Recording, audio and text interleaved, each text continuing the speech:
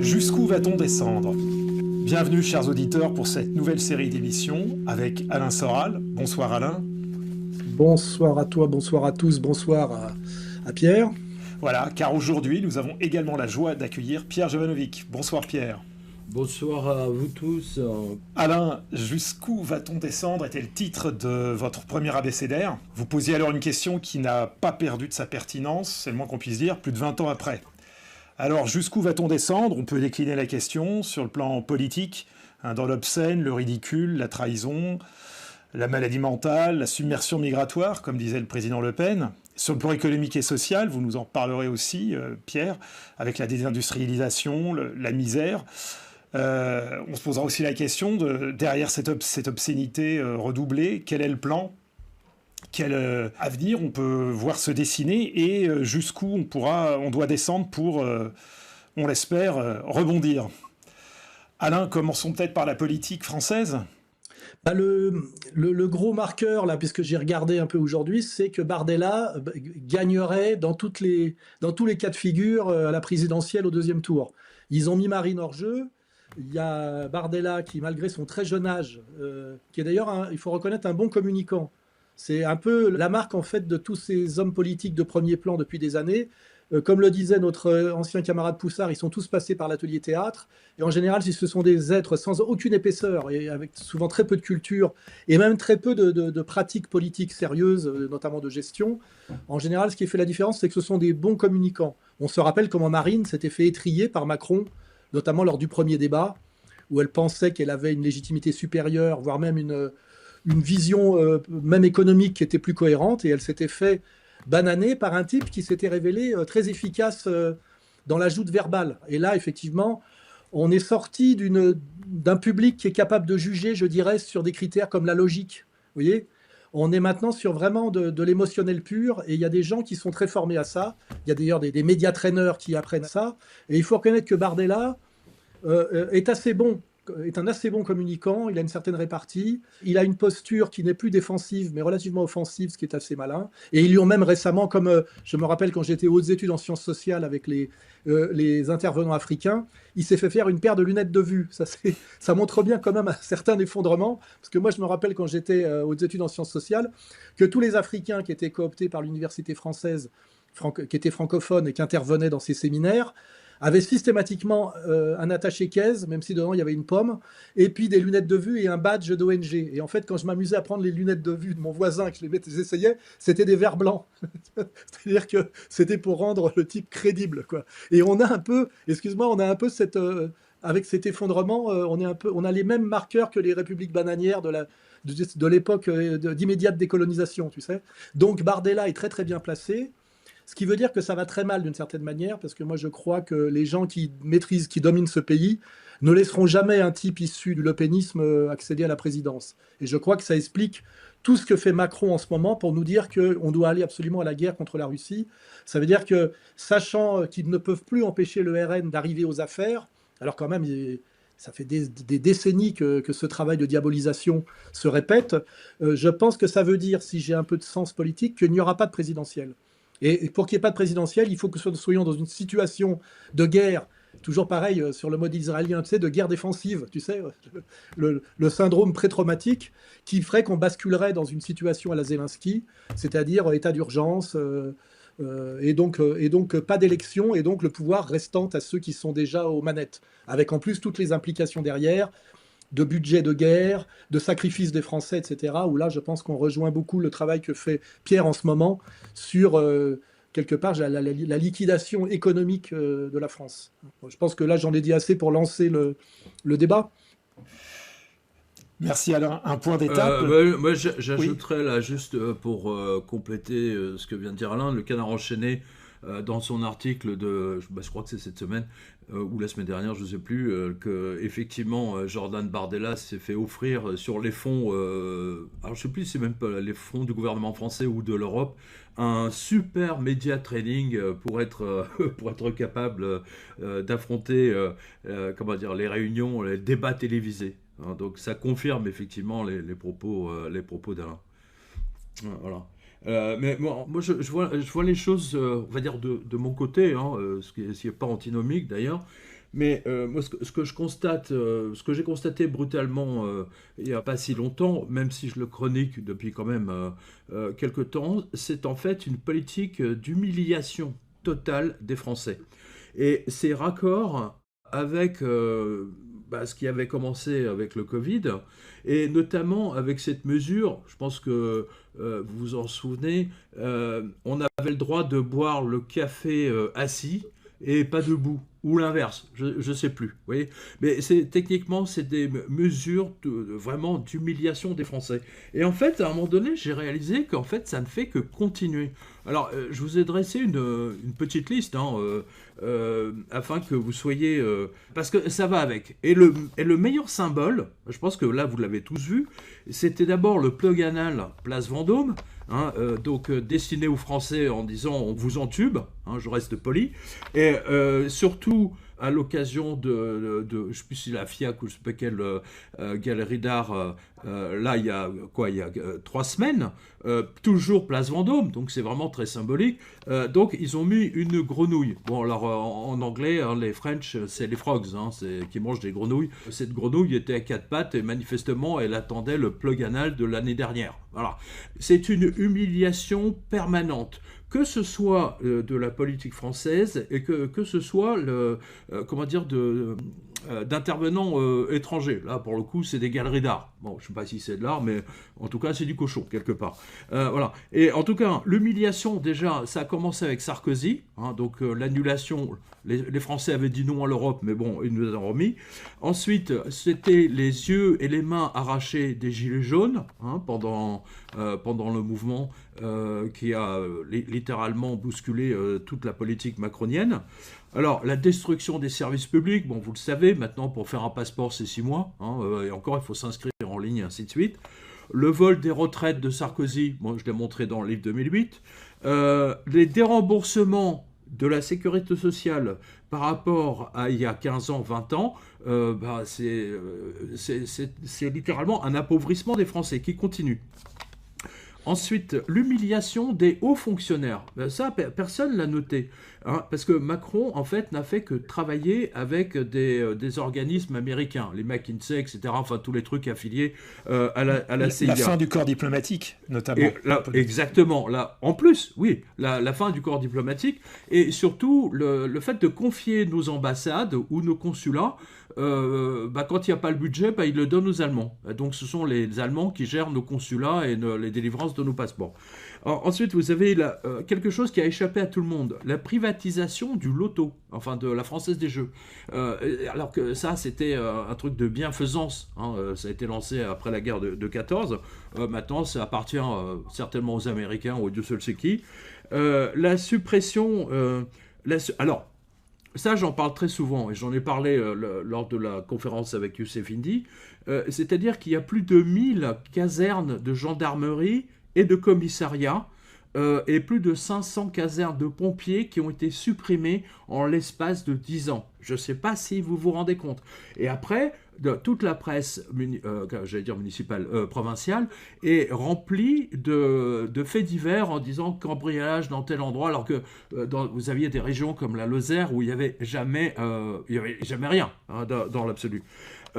Ensuite, alors ça c'est grandiose, il vous faut attendre 5h20 en moyenne, 5h20 aux urgences. Je ne sais pas si vous réalisez. Où on est arrivé. Alors, jusqu'où on va descendre, là, on a déjà une bonne idée. Et sur la revue de presse, sur quotidien.com, les infirmières ont obtenu le dernier chiffre. Macron a supprimé 2000 lits d'hôpitaux supplémentaires en 2024. Voilà. Alors, les baisses des prestations chômage, retraite, bon, j'en passe. Les lits d'hôpitaux, plus de 20 000 lits supprimés. La hausse de l'électricité qui a détruit la totalité de l'industrie française, du moins celle qui restait encore debout, en l'espace de 3 ans. Les ventes d'Alstom et ainsi de suite. 6 mois pour avoir un passeport. Taxer les WC. Ah oui, ça c'est leur dernier truc. Alors, vous avez des WC chez vous et une baignoire, ça y est, boum, vous allez vous prendre 6%. en même temps qu'on finance des nazis bandéristes en Ukraine, la suppression des unités militaires qui continuent. Voilà, donc je pense que j'ai fait la vente de nos barrages, hein, qui fabriquent de l'électricité qu'on a payé avec nos impôts. Voilà, ce qui est sorti là de ma revue de presse, c'est qu'en fait, cette politique d'humiliation est organisée par manifestement des cabinets américains ou Dieu seul sait qui, ou israéliens. Et en fait, c'est raccord avec tout ce que Israël a fait endurer aux Palestiniens depuis la première intifada. Voilà. C'est une humiliation permanente. Et moi, je ne connais pas d'autres pays où on assiste là, on observe tout cela. Enfin, c'est quand même assez extraordinaire. Et moi, je vous donne une anecdote. C'était il y a 5-6 ans. J'étais au terminal 3 de Roissy, d'accord. Et je ne comprenais pas trop où était le vol. Bref, j'arrête un type avec son badge, machin, etc. Et il me dit non, je parle pas français, je parle qu'anglais. Donc je lui demande en anglais. En fait, je me suis rendu compte, en discutant avec lui, qu'en fait, il faisait partie d'une société israélienne qu'ils ont fait venir spécialement pour sécuriser les aéroports de Roissy. Non mais, on va où? Voilà, c'est tout ce que je voulais dire. Oui, la présence israélienne dans le domaine de la sécurité, oui, un des biais d'infiltration et de trahison de nos élites bien connues. Et sur le plan... il faut souligner qu'Alain et Dieudo, ils ont été vraiment visionnaires sur ce sujet. Hein. C'est très clair. Hein. Je l'ai déjà dit, hein, je pensais qu'Alain était monomaniaque, mais en fait, il a eu des longueurs d'avance sur cette affaire. Alors justement, Alain, sur cette longueur d'avance qui permet un petit peu de dater cette déchéance, le démarrage. Et ces humiliations des Français. Bon, déjà, on voit bien que nous avons eu à un moment donné quelqu'un qui est revenu aux affaires, c'est Général de Gaulle, à la faveur de la crise algérienne, et qui nous sortait quand même d'une période assez trouble de faiblesse française qui s'appelait la Quatrième République. Il a tenté de faire une espèce de monarchie constitutionnelle pour essayer de redresser le pays selon sa conception, et avec le recul, on voit quand même qu'avec assez peu de moyens, il avait quand même réussi des choses qui étaient pas mal, mais malheureusement, il arrive en 58 et il a assez peu de temps. Et rappelons-nous qu'il se fait sortir quand même. Pareil, toujours pareil sur la question israélienne, son discours de novembre 67 sur le peuple sûr de lui-même et dominateur, parce qu'il est très agacé que le lobby sioniste français lui désobéit profondément à travers notamment les services français. Il y a l'affaire des frégates de Cherbourg, l'affaire de l'assassinat de Ben Barka. Et l'air de rien, suite à cette sortie qui est quand même une déclaration de guerre, on va dire, au lobby judéo-sioniste français, eh ben on voit qu'il se prend dans la gueule quelques mois après la première révolution colorée, qui s'appelle mai 68, première révolution de l'époque moderne, parce que celle de l'époque traditionnelle, on peut dire que c'est la déstabilisation de Louis XVI suite à sa convocation des États généraux, qui s'appelle donc la Révolution française. Hein, on peut voir à chaque fois soit la main des Anglais, soit la main d'Israël, ce qui est un peu la même chose, c'est-à-dire la continuation de la perfide Albion et en fait de ce modèle civilisationnel alternatif qui est à la fois proche d'une autre et très opposé, qui s'appelle la vision, on va dire, judéo-anglo-saxonne, qui s'appelle la vision libérale, et qui s'oppose très profondément à l'offre qu'on fait nous, qui s'appelle en fait l'humanisme français. Donc là, on prend vraiment du recul. Et dès lors que De Gaulle a été chassé du pouvoir, en traitant les Français de veaux d'ailleurs, on a une lente dégringolade dans la soumission par des présidents de plus en plus fallot. Alors on a Pompidou qui essaye de maintenir quelque chose, mais qui, je rappelle, est un ancien directeur de la banque Rothschild. Derrière, je crois que comme il meurt prématurément, on a Giscard qui se pointe. Donc on peut dire que c'est vraiment un président qui a été complètement inexistant, qui existait dans le narcissisme élyséen. Hein, c'est d'ailleurs le premier à ce point-là, qui est une période de relatif effondrement, qui le conduit d'ailleurs à se faire battre par un cheval de retour qui s'appelle Mitterrand, qui était un type qui était pratiquement mort à la politique en 68, hein, je le rappelle. On est déjà à l'époque un homme politique qui n'a pas un passé très prestigieux, parce qu'en fait, il a quand même été décoré de la Francisque, et il a passé pratiquement toute la guerre qui était quand même un marqueur de la validité politique à l'époque, dans un stalag avec un certain monsieur Dahan, d'ailleurs, qui l'a piloté pour toute la suite de sa carrière. Donc Mitterrand est un marqueur très important, parce qu'à partir de ce moment-là, on a, je dirais, la double mâchoire qui se jette sur la France, qui est déjà ces élites juives ashkénazes qui suivaient relativement De Gaulle, parce que De Gaulle avait été le non à Pétain, mais qui l'ont lâché sur la question israélienne avec Missov, qui derrière lui entretient avec Missov Power, qui derrière font marcher avec eux Giscard et Chirac. Donc on a cette élite juive ashkénaze qui s'est retournée contre De Gaulle et je dirais un peu d'une certaine manière contre la France. Et on a la montée, n'oublions pas, suite à la décolonisation du Maghreb, de tous ces juifs d'Algérie, mais aussi du Maroc et de Tunisie, alors qu'ils n'étaient pas obligés, et notamment que ça nous donne les Attali, les Bernard-Henri Lévy, etc., qui sont des juifs algériens, je le rappelle, qui sont d'ailleurs français par le décret Crémieux.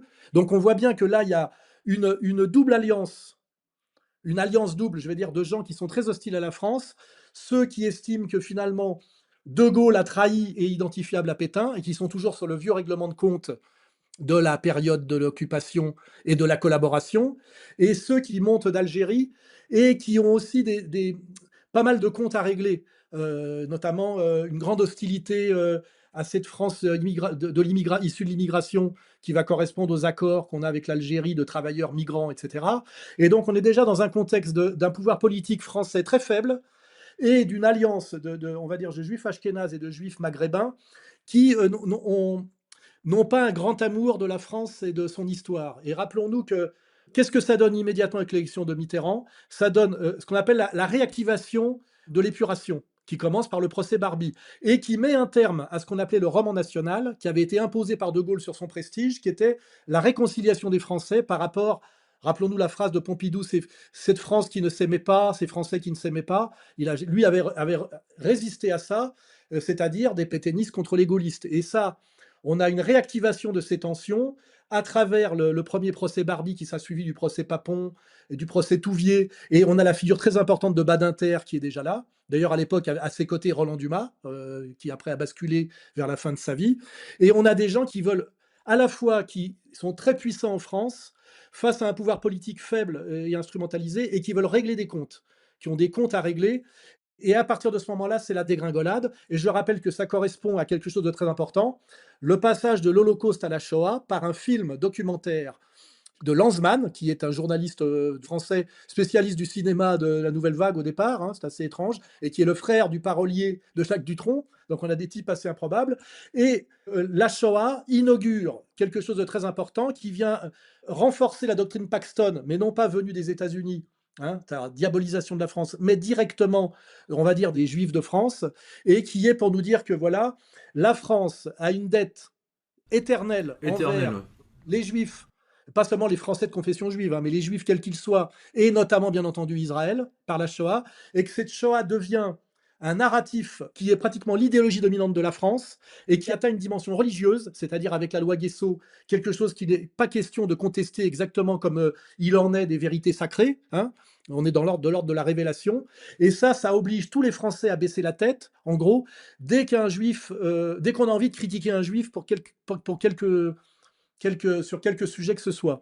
Et avec un Bernard-Henri Lévy qui arrive derrière, qui est un jeune étudiant prétentieux, soi-disant docteur en philosophie, mais bon, on le donne à peu près à tout le monde, et qui sort un livre très important à cette époque-là, qui s'appelle L'idéologie française. C'est-à-dire ce juif qui est français par le décret Crémieux, et qui sait que la France est le premier pays, la première nation qui a émancipé les Juifs en 1791, dans la foulée de la Révolution française basée sur les droits de l'homme, se permet d'écrire un livre qui s'appelle L'idéologie française, qui dit que la France a inventé le fascisme et que l'origine du fascisme, qui a donné Mussolini et bien sûr Hitler, c'est français. Et ce qui est un livre dégueulasse qui a évidemment été critiqué par les gens sérieux à l'époque, mais qui est, je veux dire, une offensive idéologique qui accompagne Shoah, idéologie française, et qui amène après, dans un troisième temps, un type comme Finkielkraut, qui, je le rappelle aujourd'hui, est académicien français, à dire à un moment donné, la France mérite notre haine. Vous voyez?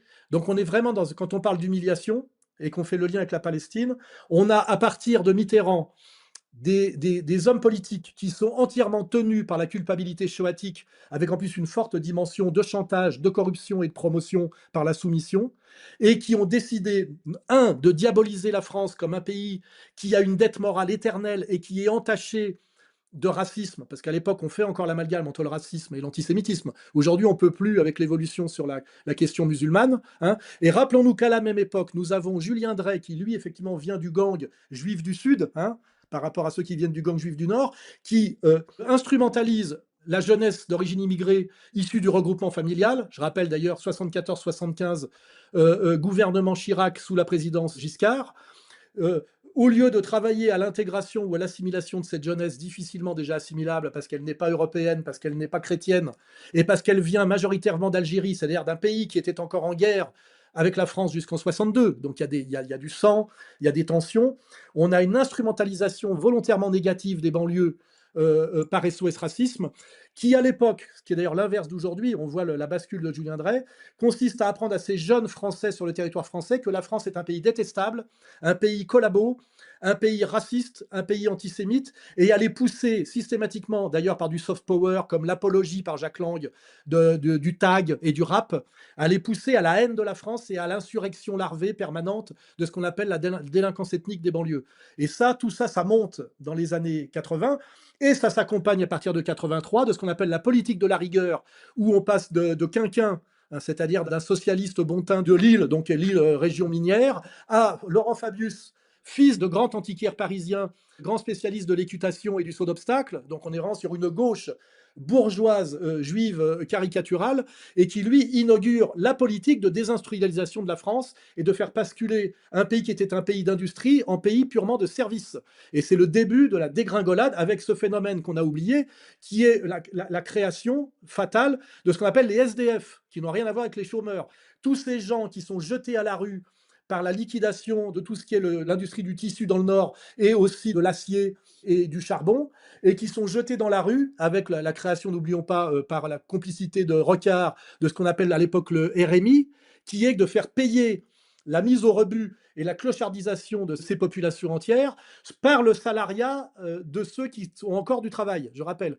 Et toutes ces fausses mesures de gauche, année après année, toutes ces dégringolades là que je vous associe, économiques, métapolitique, religieuse, symbolique, etc., amène aujourd'hui à la situation de la France, qui est un pays qui ne s'appartient absolument plus, qui est traversé par des tensions internes, dont les dernières sont la ligne Bolloré-Zemmour, où carrément là, ils sont en train, les mêmes qui ont introduit l'immigration et la désassimilation des immigrés, sont en train de pousser à la guerre civile ethnico-religieuse. Voilà. On en arrive à une situation, effectivement, d'effondrement terminal de la France, où, malheureusement, très peu d'hommes politiques. Je vois qu'Asselineau ose un tout petit peu aujourd'hui, soi-disant d'un pays d'opposition, ose faire le panorama que je vous fais aujourd'hui, parce que ce panorama que je fais devant vous me vaut d'être condamné à 7 ans de prison en France, dont des peines non aménageables, et à être condamné pour atteinte aux intérêts fondamentaux de la nation, et d'être poursuivi même jusqu'en Suisse par les institutions communautaires françaises pour provocation publique au crime, provocation à la haine raciale, apologie de terrorisme. Je ne sais pas si vous voyez tout ce qu'on me met dans la gueule, simplement pour faire un bilan de l'effondrement de la France, qui n'est pas un effondrement, tu sais, comme le dirait Todd, tu sais, ou même, Todd, ça va encore, mais quand Zemmour parlait de, tu sais, le suicide français, on ne se suicide pas avec 2 ou 3 poignards dans le dos. Voilà. Cet audit que je fais aujourd'hui, ce constat, parce que je ne vois pas ce qu'on peut faire d'autre si on est quelqu'un qui veut intervenir dans le débat public et qui se soucie de la France. Ce constat qui me paraît très objectif vaut aujourd'hui la prison. Voilà, je pense que je peux m'arrêter là. Moi, je voudrais rajouter quelque chose parce que BFM TV fête ses 20 ans. Voilà. Donc, ce qui est intéressant, c'est que BFM a été immédiatement ou quasiment racheté à un moment donné par Drahi. Vous vous souvenez de ça? Et Patrick Drahi, qui d'ailleurs avait renoncé à sa nationalité française. Et qu'a fait BFM pendant toutes ces années? C'est-à-dire que BFM nous a vendu le bienfait de tous les migrants qui arrivent en France. Et qui, aujourd'hui, on voit les dégâts. On voit dans les rues parisiennes et même ailleurs le spectacle absolument épouvantable de toutes ces tentes qui défigurent les rues. Eh bien, BFM, pendant toutes ces années, a littéralement travaillé pour la destruction de la France et de son tissu économique. Avant que BFM soit vendu, mais bon, dans l'absolu, il continue. Il faut vraiment voir que les médias ont été pris comment dire, par les organisations israéliennes. Et je vous donne deux exemples. Je vous donne par exemple Ariane de Rothschild. Alors, il y a un article aujourd'hui sur quotidien.com où il y a d'ailleurs une photo de Ariane de Rothschild avec Epstein. Et c'est amusant parce que Ariane de Rothschild avait racheté à l'époque Slate.fr, hein, qui parle de tout sauf de génocide. Hein, ils n'osent pas parler de génocide à Gaza. Et je vous donne un autre exemple. Donc là, c'est l'autre branche, c'est Lynn de Rothschild, qui, elle, avait racheté de Economist. Moi, je rappelle que Robert Maxwell, lui, avait racheté quand même un certain nombre de maisons d'édition en Angleterre et des journaux anglais. Et que le rôle d'Epstein, notamment, bah, c'était... on avait fait une émission avec Alain il y a très longtemps, il y a 4-5 ans, où on avait tout dit, littéralement, à l'avance. À l'époque, je crois que c'était en 2018. Il se passe un peu la même chose aux États-Unis qu'en France, hein, de ce point de vue-là. Mais c'est partout. Mais c'est partout. Mais c'est partout. C'est partout. C'est-à-dire qu'en fait, leur rôle, et d'ailleurs, en ce moment, ils sont en train de racheter CBS, littéralement. Donc, CBS est l'équivalent, je crois, d'une cinquantaine de chaînes de télévision. Hein, vous retrouverez ça sur quotidien.com de cette semaine. Donc, on voit bien que, et ça, c'est Nick Fuentes l'a très bien montré, je crois que c'est aujourd'hui ou hier, c'est-à-dire qu'il a dit que 95% des hommes politiques américains sont contrôlés par l'AIPAC, hein, donc c'est l'équivalent d'Elnet en France, et que par conséquent, Israël a réussi son plus grand coup, c'est-à-dire prendre le contrôle, c'est ce qu'il dit, hein, prendre le contrôle d'un pays totalement sans tirer une seule balle. Voilà. On a la même chose en France avec la mainmise du CRIF. La manière dont progressivement ce dîner annuel du CRIF est passé de quelque chose de communautaire, discret, qui d'ailleurs n'est pas contraire à la Constitution, puisque les communautés n'ont pas d'existence, je dirais, institutionnelle et constitutionnelle, mais on ne peut pas empêcher les boulistes de monter une association de boulistes. Mais à un moment donné, progressivement, c'est devenu l'instance au-dessus de la présidence de la République et du gouvernement qui convoque tous les corps constitués chaque année, qui se précipitent en plus en payant. Et il y a ceux qui sont vexés de ne pas être invités, c'est-à-dire qu'il faut supplier d'être invités, où on leur explique la marche à suivre pour l'année à venir, c'est-à-dire les gens qu'il faut diaboliser, et les gens qu'il faut porter au pinacle. Il y a la célèbre photo, je crois que c'est Haïm Corsia qui tient la main normalement, ça devrait Macron. Ça devrait scandaliser tous les journalistes sérieux, tous les constitutionnalistes, sur le fait que dans un pays où constitutionnellement n'existent pas les communautés, puisque depuis ce qu'on appelle la dissolution des corps intermédiaires suite à la Révolution française, rien ne doit subsister entre l'individu citoyen et l'État. Hein, donc en réalité, c'est ce que dit le seul qui a osé le dire, c'est Mélenchon. La communauté juive, ce qu'on appelle communauté juive organisée, c'est la terminologie de Golnadel, n'existe pas en réalité constitutionnellement et institutionnellement. Or, aujourd'hui, tout fonctionne sur le communautarisme. C'est ça qui est incroyable, c'est que ces gens nous ont collé le communautarisme année après année. D'ailleurs, je me rappelle qu'à l'époque, j'avais monté avec d'autres garçons quelque chose qui s'appelait l'Observatoire du communautarisme, et que mon premier combat dans les années, au début des années 2000, c'est-à-dire la communautarisation de la France est dangereuse, c'est une situation qui amène fatalement à la guerre civile, c'est contraire au principe républicain français de l'assimilation et justement de la non-représentativité des corps intermédiaires. Et tout ça, on est dans quelque chose de très louche. C'est quand je dis ça au tribunal, à la 17e chambre, parce que je le dis presque à chaque fois, que les gens qui me poursuivent n'ont pas d'existence, pratiquement pas d'existence légale, les juges baissent la tête et baissent les yeux parce qu'ils ne savent pas quoi répondre. C'est-à-dire, et là, je vis le cas en ce moment en Suisse, où je suis poursuivi par des associations communautaires françaises qui ne représentent qu'elles-mêmes. C'est-à-dire que non seulement elles sont communautaires, ce qui est déjà louche, mais en plus, elles se sont auto-instituées comme représentatives. Alors que je l'ai toujours dit, par exemple, le CRIF, qui est au sommet de la hiérarchie d'une nébuleuse d'associations plus ou moins articulées, avec les étudiants juifs de France, la LICRA, etc., représente statistiquement un juif sur 6. Donc nous avons une situation française où une organisation communautaire qui représente 1/6 de 1% de la population française dicte sa politique à la France et terrorise la totalité de la population et nous oblige in fine à applaudir à un génocide, comment dirais-je, notamment à Gaza, qui est contraire à toutes les valeurs, y compris les valeurs qui leur ont permis d'être émancipés dans l'histoire. Parce que le paradoxe le plus ignoble, c'est ça. C'est au nom de l'antiracisme et de l'égalité citoyenne que ces gens ont été émancipés. Et par ce processus égalitaire et antiraciste, ils essayent de nous imposer aujourd'hui en Israël clairement, mais de plus en plus en France, qu'ils sont le peuple élu et que la terre leur est promise et que nous sommes des hommes, non, même pas des citoyens, mais des hommes de seconde catégorie, des sous-hommes selon une vision théologico-raciale suprémaciste du monde. Et tout ça validé par la République française laïque et égalitaire et qui a passé des décennies à mettre sur la touche la puissance de l'Église catholique. Donc on n'en est plus à la séparation de l'Église et de l'État. Aujourd'hui, on en est à la séparation du CRIF et de l'État. C'est ça le chantier à venir.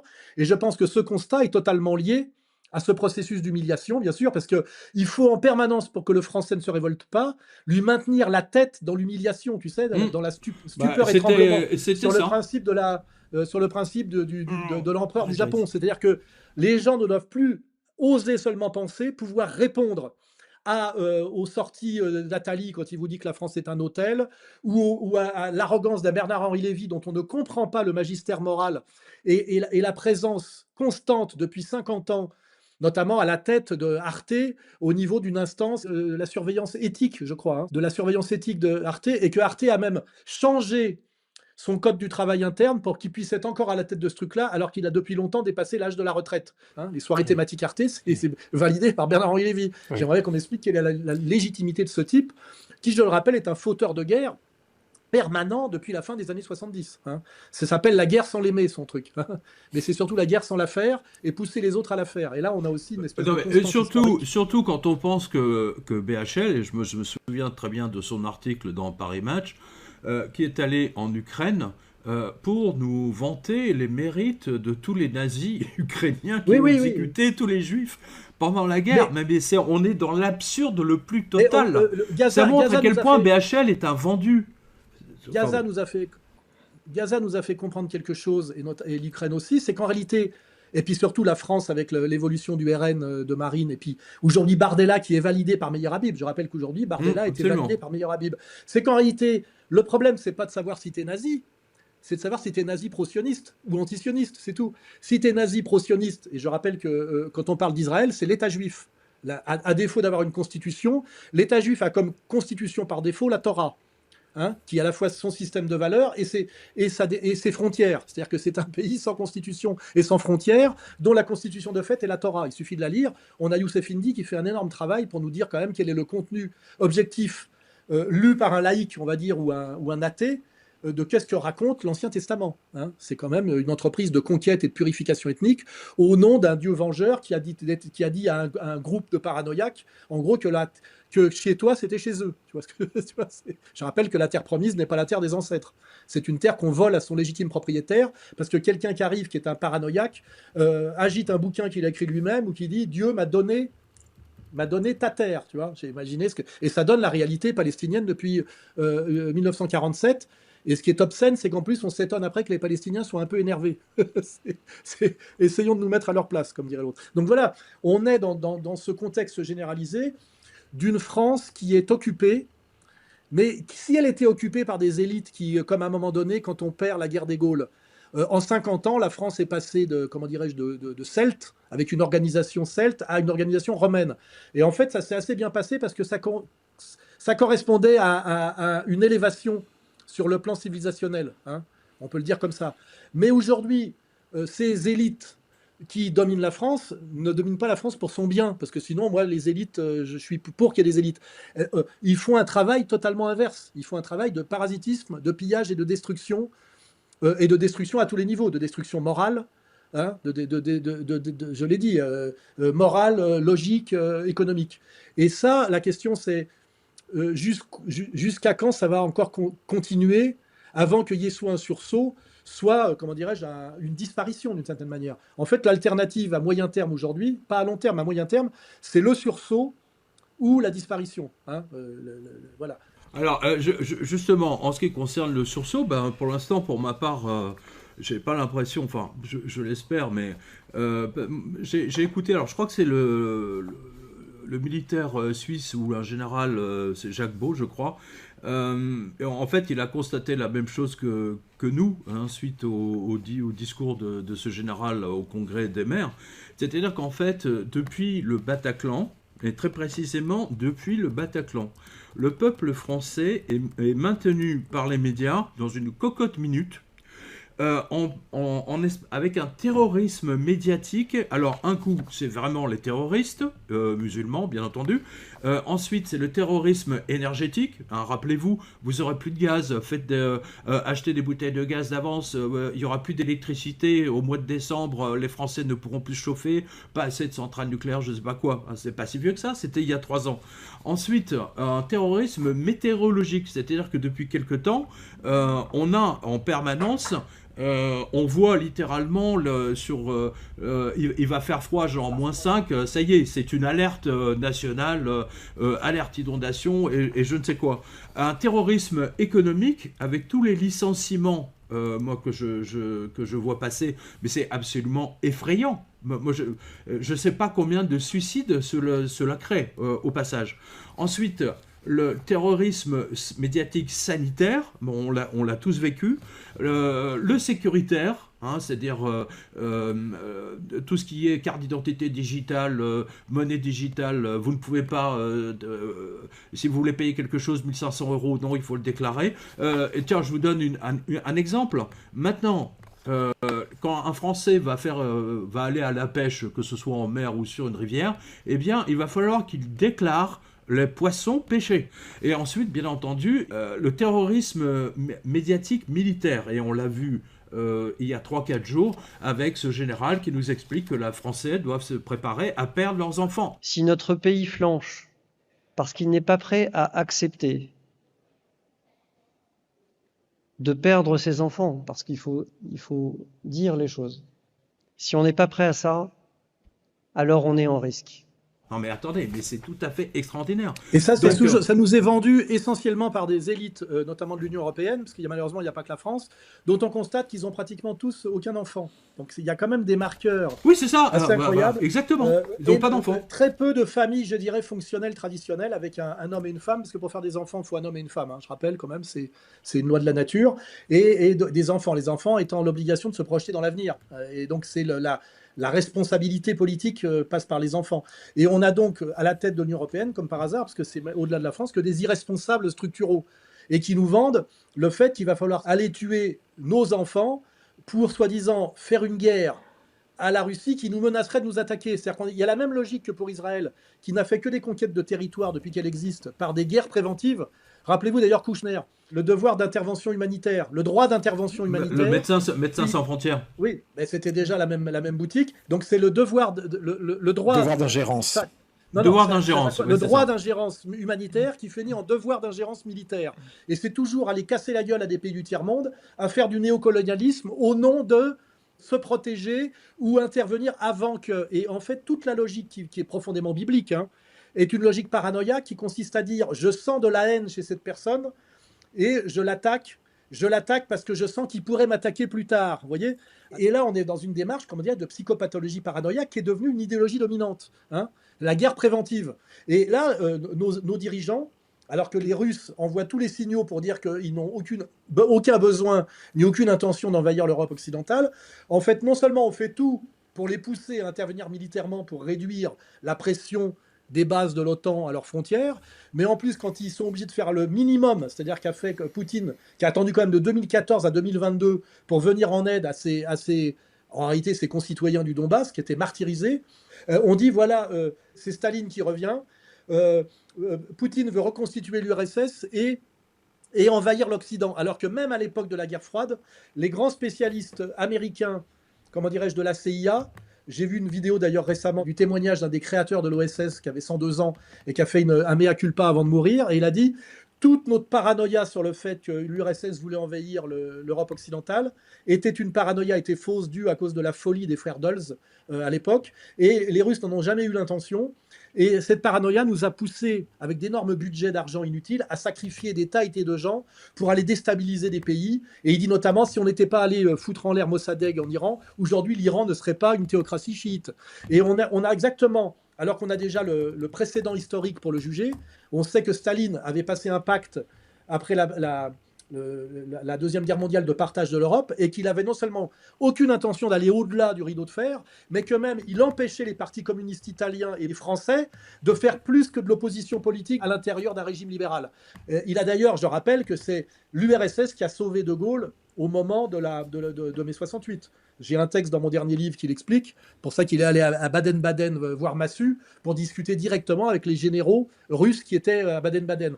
Et je rappelle qu'à l'époque, c'est Moscou qui pilotait le Parti communiste français, et donc la classe ouvrière par la CGT, a ordonné de mettre un terme à mai 68 en chassant les étudiants trotskistes qu'on appelait les établis des usines, pour que le mouvement étudiant ne devienne pas un mouvement général de travailleurs.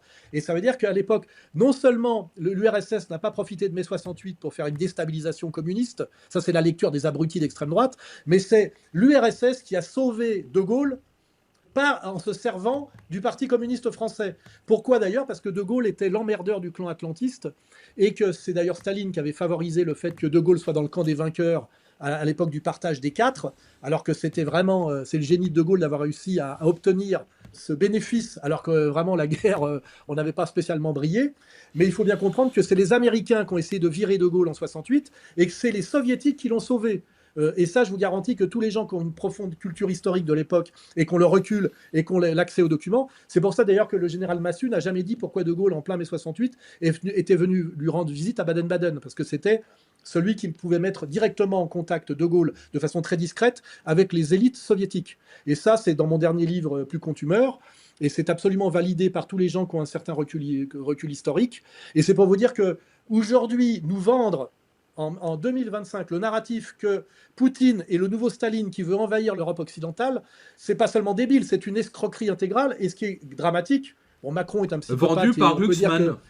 Oui, mais c'est vendu aussi par la moitié des médias français. Et ça veut vous dire à quel point on est dans une période d'occupation, de délire. Et c'est pas un délire seulement qui consiste à piquer des places et à usurper des places, comme on le voit dans les médias et dans la culture depuis les années 80. À l'époque, on s'en plaignait déjà avec Jean Edernalier. C'est qu'aujourd'hui, ça nous pousse à la guerre, qui est une guerre par les jeux d'alliance, qui finit en guerre mondiale atomique. Hein, ça ne rigole pas. Harceler la Russie, je sais que la Russie est obligée de s'énerver comme elle l'a fait au Donbass, c'est jouer avec la Troisième Guerre mondiale, dont je rappelle les échelles de mort, 20 millions, 50 millions, on peut passer à 500 millions. Il y a des gens qui jouent à ça en ce moment. Hein, et d'ailleurs, on voit qu'ils ont un tropisme de fauteurs de guerre qui est assez classique et qui dure depuis, je dirais, presque la nuit des temps, parce que ces guerres, eux, ils ne les font jamais. Hein. Bernard Lévy n'ira pas mourir sur aucun front. Hein. Il a des habitations secondaires et des passeports qui lui permettent d'aller se planquer dans 3-4 endroits sur Terre. Hein. Voilà. Et ça mérite quand même qu'on s'insurge, ça mérite qu'on ait le courage, malgré le risque que ça fait courir, de le dire. Parce que ce n'est plus là un enjeu d'agacement sur des types qui phagocytent des budgets culturels pour faire de la merde, ce qui fait d'ailleurs que le cinéma français s'effondre, etc. Ça fait des années que je constate tout ça à travers l'avance sur recette et ces choses. Je rappelle d'ailleurs que Bernard Lévy s'était auto-attribué l'avance sur recette pour faire ce merveilleux film qui s'appelait Le jour et la nuit. Enfin, je veux dire, j'ai tous les dossiers. Hein. C'est qu'aujourd'hui, ces gens nous poussent à la Troisième Guerre mondiale. On ne peut plus se taire. Hein. Merci Alain. Vous avez évoqué la Russie. Ça nous donne l'occasion d'évoquer la prochaine parution des éditions Contre-Culture. Chers amis, chers auditeurs, vous le savez, hein, Égalité et Réconciliation n'est ni subventionné par les pouvoirs publics, ni sponsorisé par des coteries. En revanche, Alain Soral a créé une maison d'édition qui propose de se former par les livres. Je vous propose une brève coupure de pub pour vous présenter Les Contes de Russie de Tolstoï.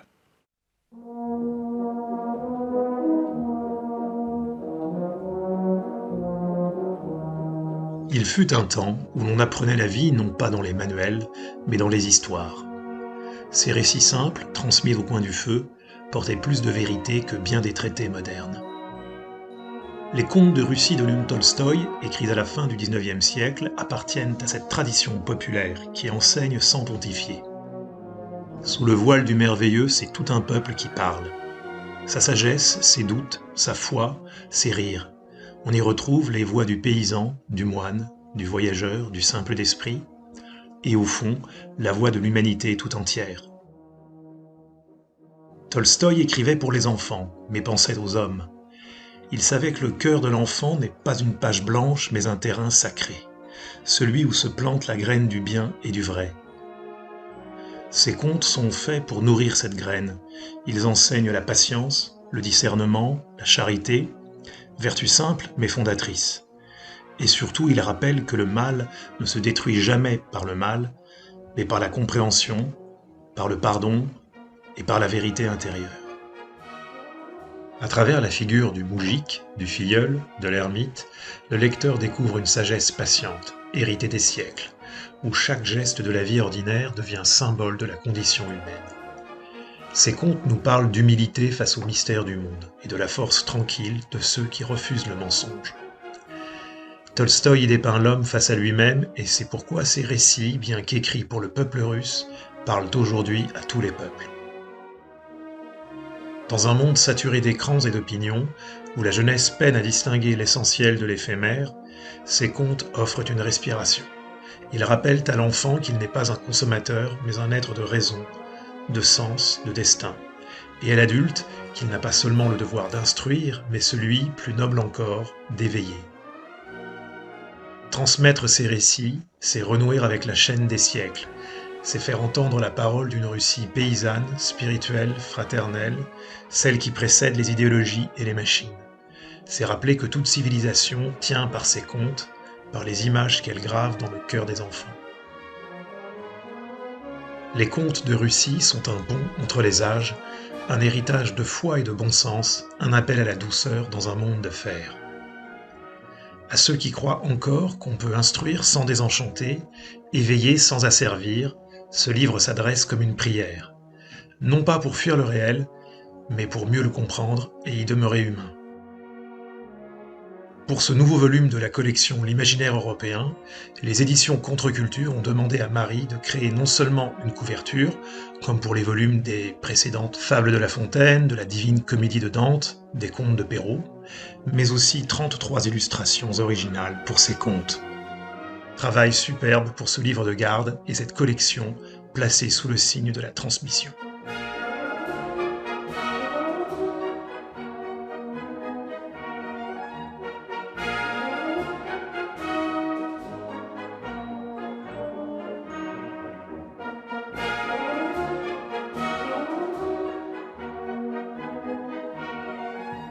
Une réaction, Pierre, Alain?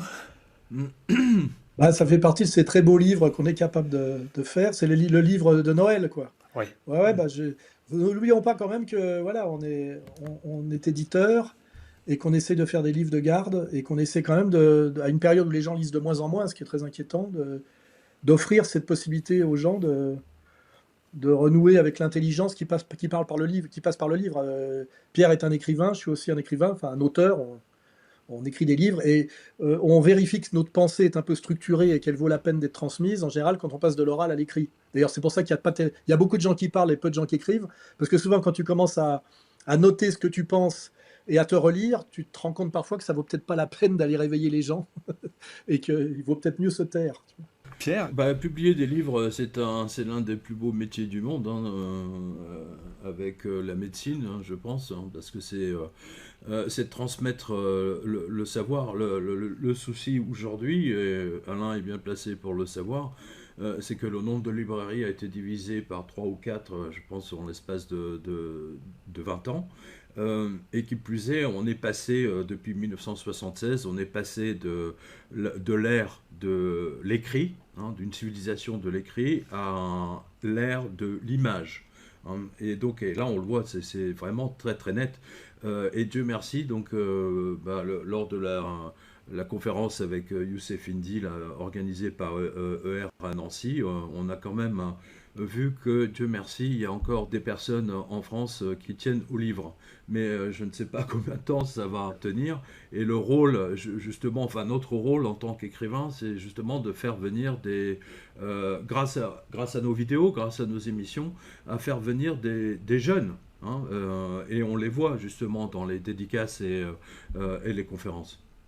En fait, le but de ces performances orales, dont on me reproche souvent d'ailleurs qu'elles sont parfois un peu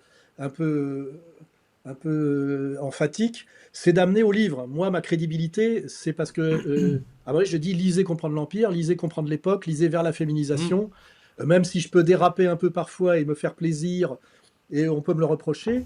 Le but, c'est d'amener au livre. Je rappelle que quand même, on a des points communs avec mon camarade Pierre Jovanovic, c'est qu'il est auteur et éditeur. On est tous les deux auteurs et éditeurs. Et en fait, quand on sépare les purs youtubeurs de ceux qui sont youtubeurs, certes, mais aussi auteurs et éditeurs, il reste plus grand monde. Il reste notamment Pierre et moi. En fait, oui, c'est très intéressant. C'est-à-dire que si on passe au tamis la période YouTube, hein, avec l'arrivée YouTube, donc bon, je me souviens, il y a 10 ans, on nous parlait d'influenceurs avec 15 millions de vues, d'abonnés, je sais pas quoi, etc. En fait, tous ces gens ont quasiment tous disparu. C'est étonnant, mais parce qu'ils n'avaient pas le socle intellectuel, je n'aime pas le terme, mais ils n'avaient pas le socle du livre. C'est-à-dire qu'un livre nous impose, à nous, auteurs, d'être vraiment carré. Hein, sinon, on ne serait pas là. Parce que moi, je rappelle à tous nos spectateurs, c'est pas nous qui décidons de faire un best-seller, c'est le public qui crée le best-seller. Voilà. Et c'est le public qui plébiscite justement un auteur. Que ce soit Zemmour d'ailleurs, ou Alain, moi, ou Youssef Indy, et d'autres, hein, ou que ce soit même des romans policiers ou d'espionnage. Mais ce qui est inquiétant, c'est la baisse du nombre de librairies. Et d'ailleurs, on a vu récemment, alors je fais une parenthèse là-dessus, que Rachida Dati a supprimé 500 000 euros de subventions à, je ne sais pas combien, une quinzaine de librairies à Paris. Alors, c'est quand même assez extraordinaire. Et donc, on comprend pourquoi il y a une telle censure Et je de la rappelle part de qu'elle toutes ces est librairies. ministre de la Culture. Tiens, sujet, l'humiliation des Français. Ça Oui, fait des années dans chaque gouvernement que le ministre de la Culture français est une femme étrangère au nom imprononçable et qui n'a aucun lien absolument. sérieux avec le patrimoine culturel français. Hein, ce qu'on pourrait normalement appeler le ministère des Beaux-Arts. Parce que le ministère de la Culture, c'est déjà un truc soviétique en réalité, si on réfléchit bien. C'est-à-dire qu'il y a une culture d'État et un ministère de la culture d'État. C'est ce qu'on reprochait aux pays totalitaires. Normalement, il doit y avoir un ministère des Beaux-Arts qui font en fait de la conservation de patrimoine artistique d'une certaine manière. Parce qu'on Oui, on ne sait ou pas des ce qu'est. musées, tout ce qui est Oui, culturel, mais les musées, la les églises. muséologie, c'est on sait qu'une œuvre d'art mérite d'être transmise au public parce qu'elle a une durée dans le temps et que cette durée a montré elle méritait de passer l'épreuve du temps. Alors que l'art immédiat, ce qu'on appelle aujourd'hui l'art contemporain, on ne peut pas savoir ce que ça vaut. On saura ce que ça vaut dans 50 ans et on sait qu'il n'en restera pas grand-chose. Donc normalement, un ministère de la Culture est un contresens. Normalement, ça doit être un ministère des Beaux-Arts et ça doit être un travail muséologique. C'est-à-dire de conserver les œuvres. Et en fait, conserver les œuvres, ça veut dire que on sait que Verlaine est un grand poète. Mais aujourd'hui, je sais pas, les petites subventions de copinage qui sont données à des types qui prétendent faire, je sais pas trop quoi, des lettres modernes, on n'a aucun recul pour savoir si c'est bon ou pas. Donc cet argent ne doit pas être mis là comme à un moment donné on a fait les 1%, tu sais, où il y avait l'obligation de consacrer 1% à des œuvres d'art. Ça faisait que du copinage avec des rétrocommissions et des escroqueries. Et c'est pour ça qu'on a des merdes, tu sais, plantées dans chaque rond-point de Patelin. Maintenant, tu sais, une espèce de merde au milieu du rond-point. Tu dis, comment ça se fait que cette merde est là? Mais cette merde, elle a coûté 200 000 euros à la mairie et te garantit que l'artiste, c'est un copain de tel qui a couché avec tel mec. Et puis derrière, c'est que de la rétrocommission, du copinage et de l'argent mal dépensé. Et c'est pour ça d'ailleurs que ça fait ricaner les gens, mais ça fait les ricaner, sauf quand ils savent le prix que ça coûte. Parce que, à la limite, l'escroquerie de l'art contemporain, c'est rigolo, mais le problème, c'est l'argent qui est vilipendé. Et ça, tout ça a été mis en place comme par hasard par Jacques Lang, à l'époque où effectivement ce ministère, qui était avant un ministère relativement de la culture française au sens muséologique, est devenu une arme de soft power socialiste. N'oublions pas ça. Hein. C'est très important. Et pour revenir au livre, je rappelle que là, nous sommes en train de sortir de ce qu'on appelle l'épopée Gutenberg, puisque la grande bascule, je dirais, du Moyen-Âge, qui est une période intéressante, à la Renaissance, qui est un retour au logos grec et à une intelligence rationnelle, ça correspond aussi à l'invention de l'imprimerie et de la circulation populaire des livres. Hein. Gutenberg. Tout ça, c'est une immense épopée qui participe du génie européen ou du génie occidental et qui est consubstantielle au génie occidental. On est en train de sortir de l'épopée Gutenberg par TikTok et Instagram. Hein. C'est la civilisation de l'image. Hein. Oui, c'est mais vraiment ça. et attention, de l'image, c'est pas un documentaire d'1h30 sur Arte qui permet d'accéder à un sujet. C'est des espèces de petites vidéos en boucle de quelques secondes qui nous montrent une meuf qui monte ses fesses, un type qui donne un coup de pied dans un ballon, enfin je sais pas, qui est une entreprise qui détruit la capacité de concentration et la volonté de compréhension. C'est vraiment, d'ailleurs, c'est chinois, TikTok, et j'ai l'impression que TikTok, c'est pour les Occidentaux, et je crois que TikTok, c'est relativement, les enfants chinois en sont relativement protégés. Donc c'est une arme de géopolitique, hein, à mon avis. Et moi, je vois que j'arrive pas à fonctionner sur TikTok et Instagram. La constitution de mon cerveau me fait que ça me rebute, et je vois que tous les gamins, et pas que les gamins, sont en permanence sur ce genre de trucs. ça entraîne nécessairement un effondrement de l'intelligence critique, de la capacité d'apprentissage et de la capacité de mémorisation d'une jeunesse qui est la jeunesse d'Occident. Et je crois que c'est ça peut être là, ça pourrait être intéressant de parler de ça quand certains veulent parler du génie blanc ou de sauver, tu sais, de sauver la, je sais pas quoi, la race blanche. Pardon, mais attends, là je referme un tiroir parce qu'il est resté ouvert. Je rappelle que le lobby juif américain a fait en sorte de prendre le contrôle de TikTok aux États-Unis. Alors ils ont pris le contrôle il y a à peu près 3 semaines, et tous les contenus qui touchaient de près ou de loin à Gaza, y compris des images de ce qui se passait réellement là-bas, ont été littéralement supprimés. Hein, voilà. Donc là aussi, on voit une empreinte nouvelle, c'est-à-dire que les gens en Israël sont en avance, mais ils ont parfaitement compris ce que tu viens de dire, et c'est pour ça qu'ils ont décidé de prendre le contrôle de TikTok. Hein, voilà. Il y a d'ailleurs, si je peux rebondir sur Gaza, parce que c'est Michael Jones qui nous expliquait ça il y a quelques jours, d'ailleurs sur une interview qu'on a relayée sur le site, et il disait que quand les Israéliens ont pris le contrôle de la Cisjordanie, la première chose qu'ils ont fait, c'est de faire déferler et d'offrir au peuple gazaoui de la pornographie. I published this book, came out in 2003. 1 year later, I had vindication, exact vindication from Israel. When the IDF pulled into Ramallah, the first thing they did was take over the Palestinian TV stations and broadcast pornography over these TV stations. Je ne sais pas si tu vois l'intelligence perverse que ça implique. Hein, la destruction de la capacité de sublimation, de réflexion, de combat par la pornographie. Et ça, on peut en parler aussi. Ces contenus TikTok avec le phénomène OnlyFans s'emboîtent parfaitement. C'est que non seulement c'est des images... Le patron d'OnlyFans finance l'armée israélienne, hein, je rappelle. Oui, je te dis... Comme beaucoup de patrons d'ailleurs de chaînes de porno, machin. Je te dis, etc. le problème que j'ai dit depuis longtemps, c'est que quand on cherche, on trouve. Et c'est ça qui est sidérant, c'est qu'à un moment donné, tu cherches, tu trouves, et là, tu as 2 chemins. Tu te tais parce que tu comprends que sinon tu risques de te mettre en risque, ou tu as le courage, effectivement, de raconter ce que tu as vu. Mais ce que nous avons vu, tout le monde l'a vu. C'est ça que je voudrais dire. La différence, c'est ceux qui ont le courage et l'honnêteté de le dire, et ceux qui préfèrent se taire, ou même de négocier leur silence avec la puissance dominante. Et là on a vu à quel point la presse française s'est couchée avec Gaza. On a déjà parlé ensemble il y a quelque temps. Le conflit à Gaza a été une déflagration littéralement dans le milieu médiatique et politique aussi, mais surtout médiatique français, dans le sens où on a vu où tout le monde se positionnait. Hein, on a vu ceux qui ont peur, hein, on a vu bien entendu tous les sionistes hein, qui défendaient effectivement le génocide, et puis on a vu quelques-uns qui ont osé défendre les Palestiniens. Et ceux-là, ils ont vu la foudre leur tomber dessus, hein, par le biais de Caroline Yadan, par le biais de tous ces gens du CRIF. C'est absolument scandaleux. Madame Pina qui poste... Elle est folle. Non, mais elle est folle. Eh ben je suis poursuivi en Suisse par Madame Pina, il faut le savoir. Mais pourquoi ?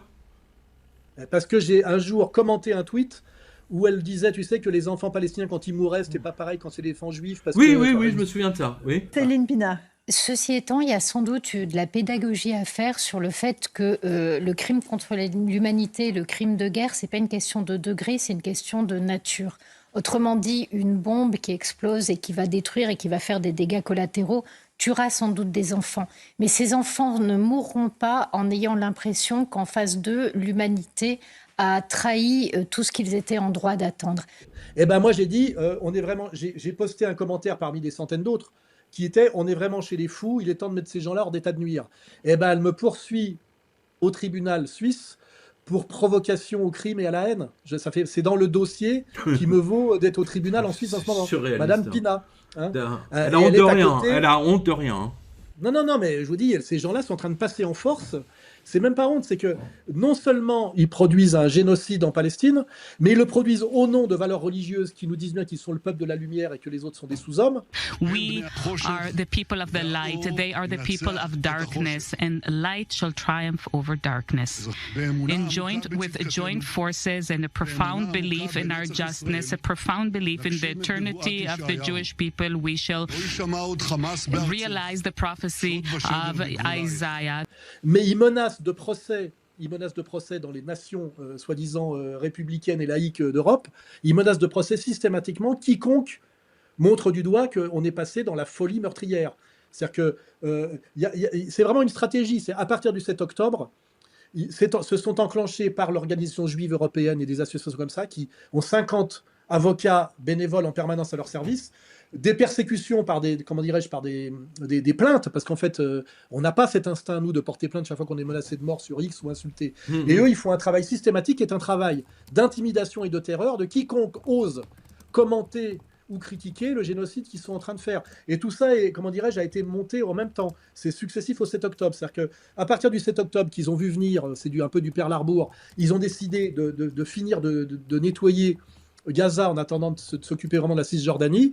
Et ils ont mis en place un appareil de persécution par les voies, malheureusement, juridiques et judiciaires, totalement traîtres des nations occidentales. Ils ont mis en place un processus comme un rouleau compresseur pour faire que les gens se taisent, tout simplement. Parce que les gens n'ont pas envie de se retrouver au tribunal, je veux dire, et de payer des avocats, etc. Et eux, ils ont des colossaux moyens d'argent pour pouvoir pratiquer cette terreur et cette loi du silence. Tous les gens qu'on voit à la télé, c'est des avocats. Golnadel, c'est un avocat. En s'appuyant sur dégueulasse sur les tribunaux de la République. C'est ça qui est dégueulasse, c'est que moi je suis condamné au nom du peuple français par la justice républicaine. Alors qu'en réalité, ce sont aujourd'hui ouvertement des tribunaux talmudiques. C'est clair et net. Et c'est ça qu'il faut oser dire maintenant, parce que moi je dis, ça fait 20 ans que je me fais massacrer, et je pense qu'il est temps maintenant d'oser sortir passer à ce que j'appelle une défense de rupture. C'est-à-dire dire au tribunal ce que je suis en train de vous dire, pas un avocat qui vous tient la main en disant mon client a dérapé, ses paroles ont dépassé sa pensée, il regrette. C'est ça qu'on vous conseille en général. Oui, pardon, je me couche. Hein, voilà, oui, bien sûr, oui. Et ça, il faut que ça cesse, parce que de toute façon, ça ne mène à rien. Ça mène à mourir lentement. Je pense qu'il vaut mieux mourir spectaculairement. Non, mais c'est des humiliations permanentes. Mais que ce soit de ce côté-là ou du côté du gouvernement français, moi je dis aux Français, je vous aime parce que vous êtes vraiment courageux de résister à toute cette haine qui vous tombe dessus, à tout ce mépris. D'un côté, le contrôle des médias par les sionistes, et de l'autre côté, toutes les taxes qui vous tombent dessus. Alors, tiens, j'ai quand même préparé une liste. Alors, le budget, ils sont en train de le rediscuter, mais c'est pour vraiment vous donner une idée. Alors, suppression de l'abattement de 10% sur les retraites. Donc déjà, les retraités, ils vont passer à la casserole. Suppression de la réduction d'impôts pour frais de scolarité. Gel de l'indemnité journalière des aidants. Voilà. Gel de l'ensemble des prestations sociales. Ce qui, compte tenu de l'inflation, en fait, équivaut à une baisse. Augmentation de la TVA sur les entrepreneurs et les artisans. Alors attention, doublement des franchises sur les médicaments, les transports médicaux et des soins. Fiscalisation des indemnités journalières pour affection de longue durée à partir de 2 000 €. Baisse de la suppression des APL pour les étudiants, certains étudiants. Fin des exemptions de cotisation pour les apprentis. Alors voilà, ça, 70 000 apprentis, 70 000 jeunes ne trouveront plus de travail et 70 000 autres seront licenciés dans les semaines et les mois qui viennent. Fin de l'aide au permis de conduire pour ces mêmes apprentis. Voilà. Baisse de 5 milliards de la dotation aux collectivités locales, j'en passe et des meilleurs. Mais c'est absolument gravissime, parce que c'est une destruction en règle du moral des Français. Et moi je discute avec des commerçants, ils me disent que depuis le discours de Macron, leur chiffre d'affaires a baissé de entre 10 et 20%. Je ne sais pas si vous avez observé ça, la même chose en Suisse. Non, peut-être pas forcément, mais ces bruits de bottes, ces bruits de guerre, en général, ça n'affecte... Déjà, l'économie, elle n'était pas terrible, mais alors là, Macron, félicitons-le, parce qu'en fait, on a vraiment l'impression que la seule chose à laquelle il s'attelle, c'est à la destruction totale du pays. Et moi, je l'avais annoncé il y a longtemps, 6 mois avant son élection. Littéralement, on y est. Nous, on avait fait, d'ailleurs, plus que ça, on avait douté de la réalité de son élection. D'ailleurs, oui. On travaille depuis longtemps sur le dossier sur le dossier Macron-Brigitte, il y a quand même des choses très très louches. Mais moi, j'ai toujours dit que ce type n'a jamais été élu. Il nous a été imposé avec un calendrier qui est un calendrier qu'on peut appeler un calendrier de liquidation terminale de la France. Et on voit d'ailleurs que ce travail ne le fait pas qu'en France. Il le fait aussi sur quelque chose qui est, je dirais, le résidu de notre empire colonial, notamment.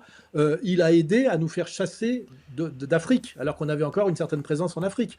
C'est-à-dire que quand on regarde son bilan, soit le bilan est catastrophique, soit le bilan est volontaire. Ça a commencé avec Sarkozy. Hein. Ça a commencé avec Sarkozy. Oui, hein. On en avait parlé récemment. Sarkozy qui vient d'écrire un livre parce qu'il a fait 19 jours de prison sur les 5 ans qui lui étaient promis. Le type, il n'est pas sorti de cellule qu'il a déjà édité un livre où il se prend pour le comte de Monte Cristo. Enfin, on est quand même aussi aujourd'hui dans du ridicule systématique. Lui, c'est le comte de Monte Carlo plutôt. Ouais. Non, mais ces gens n'ont même plus conscience de ce que c'est que le ridicule, parce qu'il faut oser quand même. Hein. Il faut oser. Oui, il fallait oser, oui, c'est clair. Et rappelons que Sarkozy aujourd'hui qui avait quand même des supporters pour dire qu'on avait abusivement mis en prison le meilleur président de je sais pas trop quelle période d'ailleurs, parce que c'est le meilleur de je sais pas quoi. Le type nous a trahis sur le référendum de 2005, nous a trahis sur alors qu'il se prétendait gaulliste de tradition, réintroduction dans l'OTAN, alors que De Gaulle était sorti, la vente des tonnes d'or pour soutenir le dollar, qui nous font perdre des milliards et des milliards compte tenu de ce que vaut l'or aujourd'hui. Mais surtout, il l'a vendu au cours le plus bas. C'est ça qui est effrayant. Bien sûr, oui. Non, mais, et puis, tu imagines bien que derrière, il y a de la rétrocommission. Il a retiré, je crois, de la Constitution la haute trahison. La haute trahison. Non, il a tout préparé. En fait, exactement. Voilà. C'est-à-dire que pour faire tout ce qu'il avait à faire... Et il se présentait, rappelons-nous, comme Sarkozy l'américain. Et il faisait de la course à pied, tu sais, avec un t-shirt de la police new-yorkaise. C'était la police new-yorkaise, NUPD. Voilà. Donc, le problème, c'est que on nous a imposé tout ça en France, étape par étape, tu sais, comme l'eau chaude. Alors, ce qui est intéressant, attends, on referme un tiroir, parce que moi je me souviens de la femme de Sarkozy, la première, qui disait qu'elle détestait les Français. Et elle était fière de ne pas avoir une goutte de sang français, c'est sa phrase. Voilà. Et je pense que c'est la même chose. Elle vient de juifs espagnols, la famille Albéniz, qui d'ailleurs est un grand musicien, on s'en fout. Elle était fière de ne pas avoir... Elle était première dame, ce qui n'existe pas, mais on appelle ça comme ça. Elle était première dame, femme du président de la République française, et elle déclarait publiquement qu'elle était fière de ne pas avoir une goutte de sang français. Ça veut dire c'est marrant à quel point ces gens détestent les Français, c'est quand même extraordinaire, parce que c'est également le cas de Macron. Mais rappelez-vous de Hollande. Hein, c'est lui qui a sorti cette expression, les sans-dents. C'est tellement horrible, méprisant. Et en plus dit avec une morgue. Chirac, lui, il aimait les gens. Il rencontrait quelqu'un, 3 ans, 4 ans plus tard, il le recroisait dans un aéroport, il se souvenait de son nom. Il aimait vraiment les Français. C'était le dernier grand président. Oui, il y avait encore ça, mais ça masquait quand même pas mal d'autres choses. Mais certes, mais par rapport à aujourd'hui... Par rapport à ce qu'on a eu depuis, c'est moins terrible. Et n'oublie pas qu'aujourd'hui, il y a quand même un homme politique qui prétend renouer avec tout ce qui a disparu et tout ce dont on a la nostalgie. Et un type qui prétend qu'il va y revenir à ce dont on a la nostalgie. Et je rappelle que ce type s'appelle Éric Zemmour. C'est pour ça qu'il y a quand même quelque chose qui ne va pas. Tu vois, c'est-à-dire que la seule offre qu'on nous fait pour revenir à quelque chose qui est de l'ordre du néo-gaullisme, c'est quand même un juif maghrébin qui fait allégeance totale à l'État d'Israël et qui passe son temps à nous dire qu'il faut faire la guerre aux maghrébins musulmans, hein, c'est-à-dire à ses Non, mais ils veulent la guerre civile. Là, ils veulent vraiment la guerre civile. En fait, ils s'emploient vraiment. Il y a notamment cette fameuse liste. Ça fait tout un tas des dizaines de milliers de posts sur X. Moi, je trouve ça absolument, vraiment scandaleux. Et il y a un autre scandale, puisqu'on en parle, c'est qu'on a découvert récemment que tous les téléphones, enfin pas tous, mais un certain nombre de téléphones Samsung, en fait, ont dans leur mémoire interne des logiciels espions israéliens. Bon, donc, cette manie de l'espionnite, en fait, ils ont toujours un temps d'avance sur... Tiens, permets-moi juste de faire une parenthèse. Netanyahou avait dit, et bien entendu tous les ministres, 7 octobre, on n'était pas au courant, on a été surpris, patati patata. Ok, Mais l'histoire des pagers, ça faisait en fait des années qu'ils étaient au courant de la totalité de leurs échanges. Netanyahou, en fait, on l'a appris par Haaretz, et il a appuyé sur le bouton quand il a appris que les Palestiniens étaient en train, le Hamas était en train de découvrir que certains trucs avaient déjà explosé. Et c'est pour ça qu'il les a fait tous exploser. Et regardez C'est le bien. Hezbollah, hein, c'est le Hezbollah. Oui, le Hezbollah. Le Hezbollah. Pardon, le Hezbollah. Et ce qui est intéressant, c'est qu'ils se foutaient totalement de savoir si la personne était dans un supermarché. C'est un crime de guerre. Mais c'est épouvantable. C'est comme hier, ils ont bombardé un immeuble à Beyrouth, juste pour tuer un mec. Il y a quand même 23 blessés. Et voilà, c'est tout l'immeuble qui part en vrille. Mais ils s'en foutent totalement. C'est un mépris total. Ces gens-là haïssent le monde. Je parle des sionistes. Hein, je ne mets pas tout le monde dans le même bain. Mais ce sont des malades mentaux. À l'image d'ailleurs de Yahvé. Ce qui est incroyable, c'est leur impunité. Ce qui est incroyable, c'est leur impunité totale. Parce qu'à la limite, qu'il y ait des dingues. Moi, je rappelle qu'à un moment donné, il y a eu un type en Allemagne qui a dit « Nous sommes le peuple élu », dans la race des seigneurs, mais c'est un peu pareil. Et la terre nous est promise, on va envahir la Pologne et on va réduire en esclavage les Slaves russes. Oui. À un moment donné, on a dit halte là, il y a eu un procès qui s'appelle Nuremberg, et on a dit qu'il n'était pas acceptable dans le monde moderne que quelqu'un prétendre que Dieu lui avait donné une mission qui lui permettait de faire une catégorie surhomme, sous-homme, tu vois, et de franchir des frontières illégalement et comment dirais-je, de coloniser. C'est en fait, c'est le constat, le résultat de Nuremberg qui a imprimé ce que est le droit international et la morale internationale depuis 1945. Mais ce qui est dingue, c'est que les sionistes ont cru que c'était la disqualification de la race des seigneurs pour laisser libre champ, tu sais, au peuple élu. Alors qu'en réalité, la condamnation de Nuremberg sur Hitler, elle vaut aussi pour ce que fait Netanyahou en ce moment. C'est des lois qui ont valeur universelle par définition. Or, aujourd'hui, l'interprétation, c'est qu'on doit toujours soutenir les Juifs au nom de la Shoah et dire que le diable, c'est Hitler, mais on a absolument obligation de ne rien toucher à Netanyahou et à la purification ethnique et au génocide. Et ça, à un moment donné, il y a un problème du droit international, au-delà même du bon sens et de la logique, c'est que Nuremberg n'a pas mis Hitler sur la touche pour laisser le champ libre au suprémacisme théologico-racial juif. C'est que normalement, ils sont impactés aussi par Nuremberg et les conclusions de Nuremberg. Et ça, à un moment donné, ça va forcément arriver sur la table, parce qu'on est quand même dans une période mondialisée où les lois valent les mêmes pour tous. Et je rappelle que normalement, à un moment donné, au nom de ces mêmes lois et mêmes valeurs universelles, on a dit stop à l'Afrique du Sud. Il a fallu arrêter l'apartheid et il a fallu que les dirigeants eux-mêmes de l'Afrique du Sud liés à cette épopée des Afrikaners aillent sortir Mandela de prison pour avoir le droit de continuer à exister à travers un État arc-en-ciel. Moi, je rappelle, je rappelle que pendant 20 ans à l'ONU, chaque fois qu'il y avait des votes sur l'Afrique du Sud, les pays Israël qui votaient... Oui. Exactement, oui. Israël votait pour. C'est incroyable. Oui, parce qu'ils avaient des liens. Ils avaient des liens assez profonds. Mais normalement, la situation aujourd'hui, c'est que normalement, pour que comment dirais-je, l'humanité et les instances mondialistes règlent la question israélo-palestinienne, on devrait exiger des Israéliens qu'ils aillent chercher au fond d'une prison le Mandela palestinien pour lui donner la présidence de l'Israël-Palestine, qui serait un État multiconfessionnel et multiethnique. C'est ça la seule solution. Or, aujourd'hui, on voit que dans un silence gêné ou par du militantisme hystérique comme ce que je subis en ce moment, on va dans une direction totalement haute qui est que l'humanité entière accepte le double standard qui fait qu'on n'a pas le droit d'être nazi, mais qu'on peut être nazi-sioniste, tu vois. יש יהודו-נאצים. זה מזעזע אותך? זה לא מזעזע אותי כלל, אני קובע עובדה. אני הגבהתי את קולי רק מפני שיש בני אדם שאינם יודעים את הדבר הזה, ולכן צריך להשמיע את זה באוזניהם בקול רם. שיש יהודו-נאצים. Et ils essayent de nous faire accepter ce double standard. Parce que pourquoi ? Parce qu'ils vous disent en gros, il faut que vous compreniez que nous sommes le peuple élu, que Dieu nous a choisis et que vous acceptiez universellement. Et ta sœur. Oui. À quel moment cette mauvaise plaisanterie va cesser ? Et à un moment donné, c'est soit on les remet à leur place, entre guillemets, c'est-à-dire qu'ils rejoignent l'humanité, c'est ça que ça veut dire, réintégrer l'humanité, ou alors eux pensent que réellement, c'est ce qu'ils appellent l'attente du Mashiach, c'est que leur Messie va descendre sur Terre pour bien valider que ce qu'ils font aujourd'hui à Gaza est voulu par Dieu, qui est le Dieu universel qui les a choisis, et qu'il faut que nous nous soumettions à ce double standard qui fait que voilà, ils sont des surhommes et que nous sommes tous des sous-hommes, ça veut dire des goïs. Voilà. Et ça, je pose la question, comment ces gens-là peuvent-ils penser que ça va advenir? Ça va très mal finir pour eux, c'est une évidence. C'est là qu'il va falloir se souvenir qu'on est des chrétiens.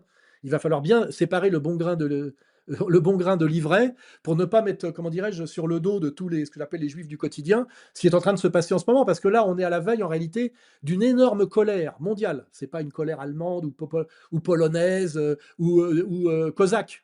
On est à la veille d'une énorme colère mondiale sur ce que sont les juifs et le judaïsme à cause de la politique extrémiste de Netanyahou.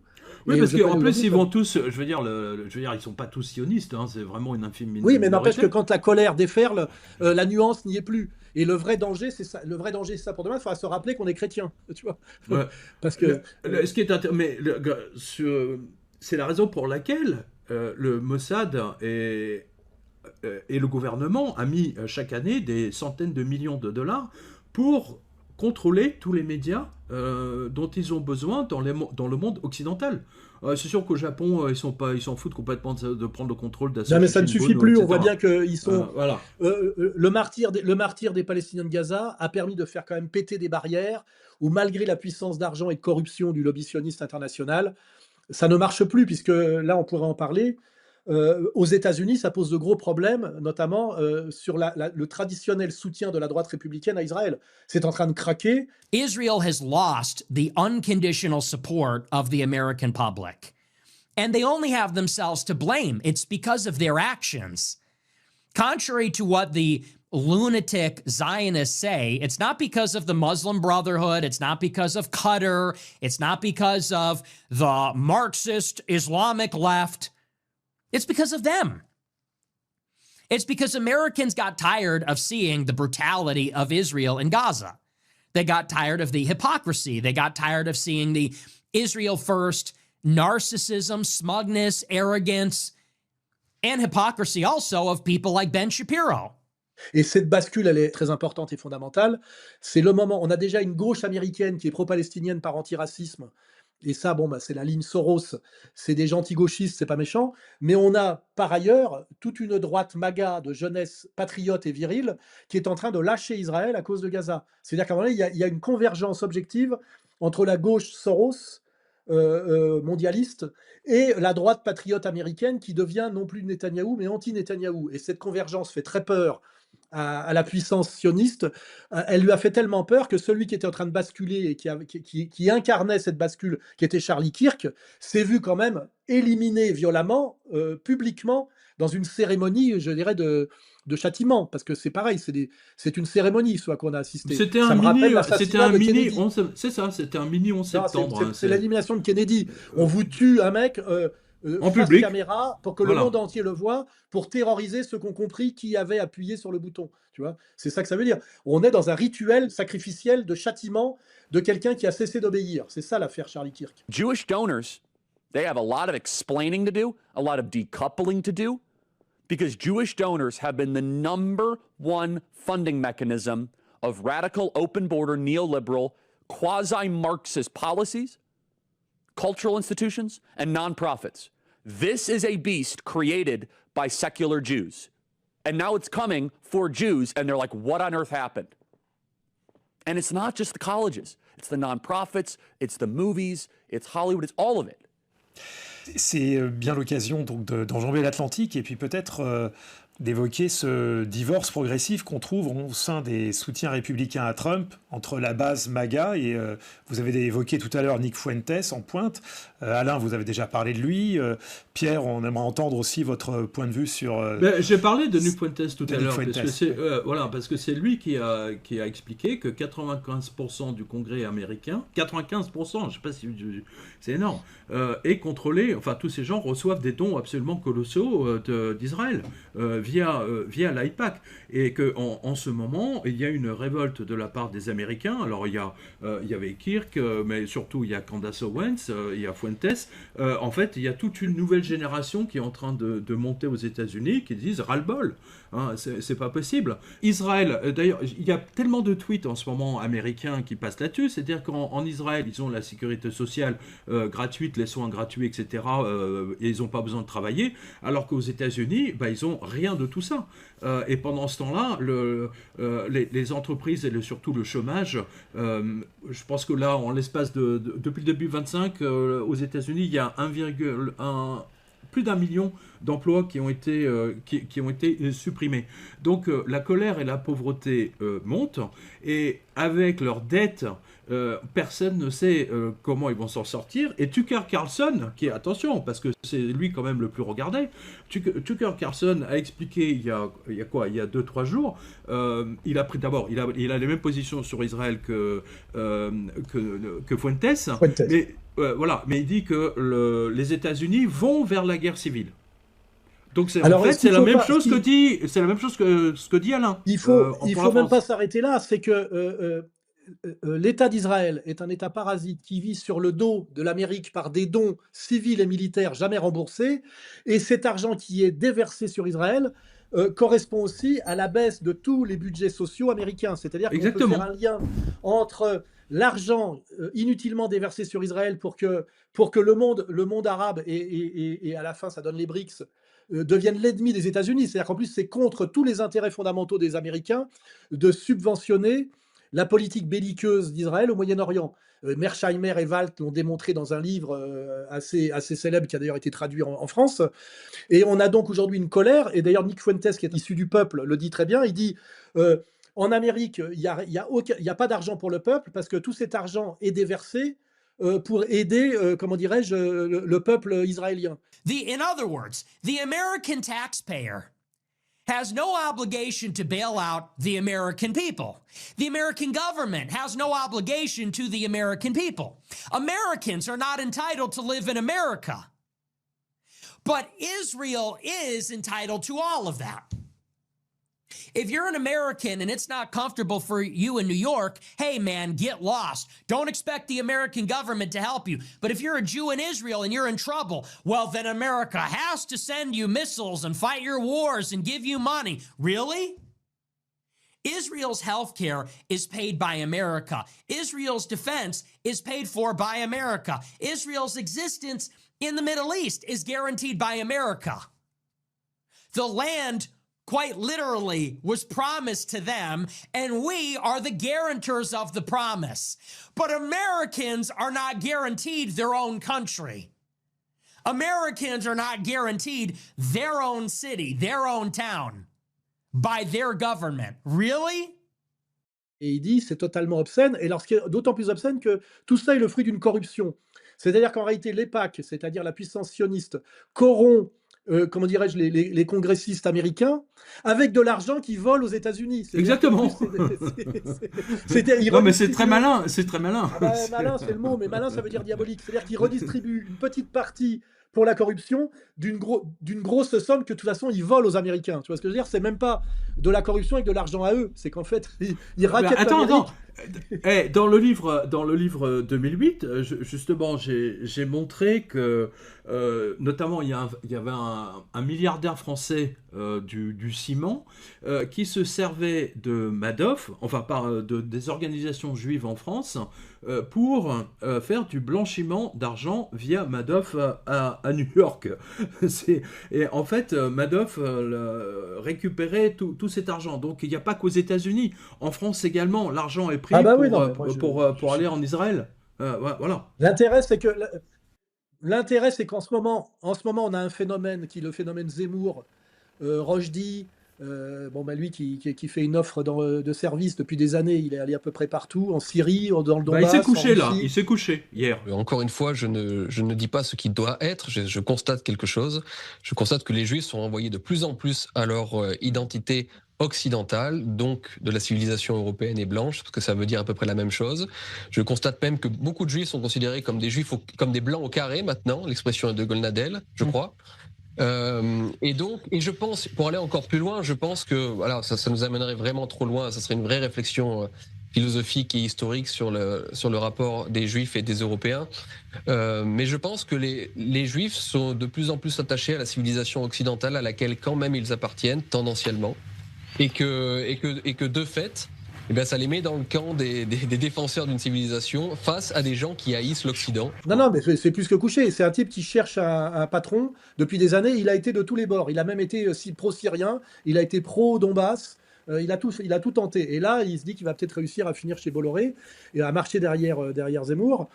Ce que je voulais dire, c'est qu'au moment où une certaine jeunesse républicaine de droite patriote américaine bascule dans l'antisionisme, en France, on a le phénomène inverse, parce qu'on est toujours en retard d'une guerre, c'est le cas de le dire, et c'est pour ça qu'on la perd dans un premier temps, où on a le phénomène inverse, qui est le phénomène Zemmour, Bolloré, Rochdy, qui nous disent en gros qu'il faut absolument s'allier aujourd'hui avec Israël et marcher derrière Israël pour en gros relever la France, et qui donne d'ailleurs Bardella au sommet.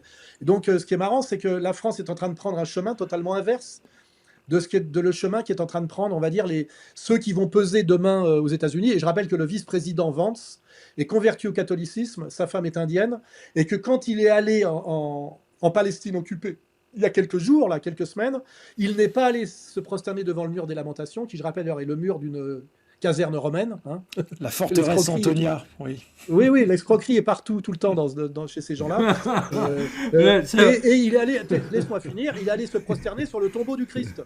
C'est un marqueur très important. Il est catholique. Et c'est un gros message. Oui, c'est un gros message parce que traditionnellement, les élites américaines de droite sont évangélistes, c'est-à-dire en fait ce qu'on appelle le judéo-chrétienne, c'est ça le judéo-christianisme, hein. Ça s'appelle le protestantisme chez nous, et pensent qu'il est le devoir d'un bon chrétien de soutenir inconditionnellement Israël parce que Jésus leur ordonne. Tu sais, c'est ça la croyance. Non, parce que quand Jésus va revenir, il reviendra en Israël. Voilà. Oui, mais ça c'est leur truc. C'est ces sectes, on va dire judéo-chrétiennes, qui effectivement, il ne faut pas oublier que derrière le lobby sioniste pur et la domination juive sur l'Amérique, qui est un petit pourcent très très riche, on a aussi toute une masse quand même d'évangélistes américains qui sont sionistes par christianisme. Et c'est assez difficile à comprendre pour nous qui sommes un pays catholique, parce qu'ils pensent effectivement que Jésus a un lien, notamment a un lien avec Israël et que Jésus leur ordonne de soutenir Israël. C'était les discours de Kirk il y a quelques années. C'était, tu sais, dans les campus américains de dire Jésus nous ordonne de soutenir inconditionnellement Israël. Christians who turn their back on Israel, it says in Genesis and in Romans, 1 Thessalonians, Paul said you will bless the Jews. If you bless Israel, you will be blessed. If you scorn Israel, you will be scorned. Et à partir de Gaza, il s'est dit non, le Christ ne peut pas vouloir ça. Il a commencé à réfléchir aussi à ses sponsors, aux manipulations, etc., jusqu'à un point de bascule où il a même refusé l'invitation de Netanyahou et l'argent qu'on lui promettait pour se taire ou continuer à mentir, parce que c'était quelque part un idiot qui devenait un peu moins bête, tu vois. Also, with respect to, you and I speculated about this at the Turning Point event, whether the possibility of Jeffrey Epstein possibly being a Mossad agent or asset or affiliated with, that's been turned around on me too, to you must be anti-Semitic. What the hell? That's such bullshit. The same people who say you can criticize Israel, that's fine, we won't call you anti-Semitic if you criticize Israel, now turn around immediately and say you're anti-Semitic for even raising that. I have less ability sometimes online to criticize the Israeli government without backlash than actual Israelis do. Mm-hmm. And that's really, really weird, isn't it, Megan? Et à un moment donné, et il a dit d'ailleurs, ces gens-là vont me tuer si je continue comme ça, il a mis quand même sa conscience devant ses intérêts, et il est mort. Voilà. Et d'ailleurs, il est remplacé aujourd'hui par qui essaye de reprendre son mouvement. Je crois que c'est un pro-sioniste d'ailleurs. C'est plus qu'un pro-sioniste, c'est Shapiro. Oui, voilà, Shapiro. C'est la totale des totales. Donc, ce qui est intéressant aujourd'hui, c'est que en général, l'Amérique a toujours de l'avance sur nous, et c'est comme elle qui est la locomotive du sens de l'histoire occidentale. Et aujourd'hui, on a une France qui est totalement à rebours, qui nous dit en gros, faut déclarer la guerre aux musulmans et marcher derrière Israël, donc derrière Zemmour, Bolloré et même Bardella, mais j'y crois même pas à Bardella. Et j'aimerais qu'on évoque ce lien dont il parle dans son livre et dont vous parlez dans votre vidéo sur cette alliance entre les jeunesses juives et chrétiennes en France que Éric Zemmour a remarqué lors de la campagne de l'élection présidentielle de 2022. Et vous mettez une limite, vous dites peut-être en France, dans la bourgeoisie, mais en tout cas, ça ne sera pas aux États-Unis. Est-ce que vous pouvez nous expliquer ? Non, c'est une analyse sociologique que je fais et puis du monde des idées. Je constate effectivement que en France, la jeunesse juive et la jeunesse chrétienne, la jeunesse de droite, se rejoignent de plus en plus pour plein de raisons qu'on pourrait éventuellement citer juste après. Mais aux États-Unis, on constate l'inverse. On constate une droite américaine qui rejette de plus en plus le soutien américain à Israël et qui rejette de fait, du coup, beaucoup plus les Juifs. En tout cas, pour les Français, pour nos pauvres Français, hein, nos pauvres concitoyens, comme on dit, moi je rappelle que Emmanuel Macron veut continuer à nous humilier, hein, à vous humilier. Et j'ai gardé ça pour la fin parce que c'est quand même tellement révélateur. Je rappelle qu'ils ont voulu taxer les chèques restaurants. Ils ont voulu taxer les chèques cadeaux de Noël et même les chèques vacances, hein, que donnent les employeurs aux smicards. Voilà où on en est aujourd'hui. Hein. C'est quand même vraiment important de comprendre ça. Alors même si ça a été retiré du budget, le simple fait qu'ils aient voulu taxer les chèques cadeaux de Noël ou les tickets restaurants est absolument immonde. Mais c'est une volonté de la part de Macron et de Bercy d'humilier le peuple français. Voilà. Et puis aussi, ils cherchent de l'argent partout, parce qu'on va avoir un défaut sur la dette bientôt qui fait qu'on va passer sous le contrôle du FMI. Et l'avenir, on en parlait déjà tous les deux il y a des années, c'est l'avenir de la France, c'est la Grèce. C'est ça qu'ils veulent, hein, avec le dépeçage total des bijoux de la couronne. Parce que n'oublions pas que la logique de la dette est une logique en soi. On t'endette et on fait en sorte que tu ne puisses pas rembourser la dette. Mais c'est ce que veut Macron. Parce que la dette, c'est les garanties hypothécaires. Et quand tu ne peux pas rembourser la dette, on te saisit ta garantie hypothécaire. Et la garantie hypothécaire, c'est pas de l'argent fabriqué, de l'argent papier fabriqué, c'est du vrai. C'est des ports. C'est les châteaux, c'est les ports, les îles, comme en Grèce. C'est de la vraie production et c'est de la richesse réelle. C'est-à-dire qu'on te fait des prêts avec de la monnaie qui n'est pas de la richesse, qui est fictif, pour te mettre dans une dette remboursable, que tu rembourses avec réellement quelque chose qui correspond à du travail productif et à de la vraie richesse. C'est une escroquerie fondamentale. Ça s'appelle la logique de l'argent global. dette. C'est une escroquerie oui. absolument globale menée par le dollar américain, je le rappelle. Alain, Pierre, merci. Il nous merci. reste encore, hélas, d'autres aspects de cette descente à décliner. Hein. Donc, à bientôt, donc, chers auditeurs. Oui, on pourra refaire une émission, je pense. Il y a de quoi alimenter, parce que c'est chaque jour, c'est alimenté par de nouvelles absurdités, de nouvelles mises en danger, de nouvelles folies. Et le mot que je voudrais reprendre, qui est un mot que nos amis de géopolitique profonde, il faut cesser d'avoir peur. C'est très important. Il faut cesser d'avoir peur. Il ne faut pas avoir peur. Oui, il faut cesser d'avoir peur. Je vois que même un type comme Asselineau, qui est un type prudent, commence à oser. Le problème, c'est que je n'ai pas les mêmes soutiens que Zemmour, et ce que je propose n'a rien à voir avec Zemmour. Parce que Zemmour ne propose pas de sortir de l'UE, ni de l'euro, ni de l'OTAN. Zemmour propose de tout faire pour qu'il y ait une guerre civile en France, parce qu'il n'a aucune solution à part jeter de l'huile sur le feu, tous les jours jeter de l'huile sur le feu, pour qu'au bout du compte, les Français se disent finalement, la France est dans la même situation qu'Israël. Il le dit maintenant. Hein. Zemmour est un agent du Likoud. C'est tout. Voilà. Mais si on ne dit que la moitié des choses, on est compris par l'ennemi et on n'est pas bien compris par le public qui a toujours un coup de retard, et on se fait châtier comme si on avait tout dit, alors qu'en plus, on n'a pas dit. Donc autant tout dire, parce que de toute façon, le seul espoir aujourd'hui, c'est d'accélérer le calendrier pour produire la bascule, parce que seule la bascule pourra nous sauver. C'est-à-dire qu'à la limite, il faut en faire des tonnes. Contrairement à ce que les gens me disent, qui disent Alain, tu devrais être prudent, tu en dis trop. Il faut rentrer dedans. Voilà, il faut rentrer dedans. Défense de rupture, pas défense de connivence, parce que sinon, on accumule les défaites et l'ennemi est de plus en plus violent. Et d'ailleurs, il est inquiet de l'avenir lui aussi, donc il est d'une cruauté de plus en plus exacerbée. Et le seul espoir qu'on s'en sorte, c'est la bascule, c'est-à-dire qu'on finisse par gagner. Et pour gagner, il faut combattre. Voilà. Et il est temps de cesser d'avoir peur, il est temps d'être courageux et de nommer les choses. Hein.